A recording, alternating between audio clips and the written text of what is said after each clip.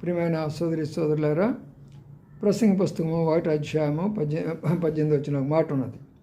అధిక విద్య అధిక శోకము, విస్తారమైన జ్ఞానాభ్యాసము దుఃఖమునకు కారణమని ఉంది. నేటి దినాల్లో విడులనేటి వారు చక్కగా చదువుకుంటున్నారు, అధికంగా చదువుకుంటున్నారు. కానీ ఆఖరికి వాడికి ఏం మిగిలిపోతుంది?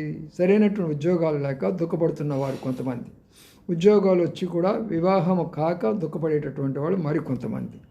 ఆ తర్వాత ఏదో ఉద్యోగంలో చేరి అక్కడ ఉన్నటువంటి వారు పెట్టే శ్రమలో ఇబ్బందులకు ఓర్చుకోలేక బాధపడుతున్న వారు మరికొంతమంది.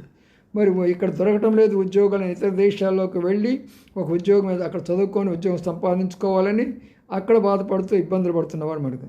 అధిక విద్య అధిక శోకము, జ్ఞానాభ్యాసం అధికమైన శోకం. ఎంతవరకు చదువుకోవాలి అంతవరకు చదువుకోండి, ఎంతవరకు ఉద్యోగం కావాలో ఆ ఉద్యోగం తీసుకోనండి, పరిశుద్ధంగా జీవించండి, నీతిగా జీవించండి, ప్రభువు నమ్ముకోనండి,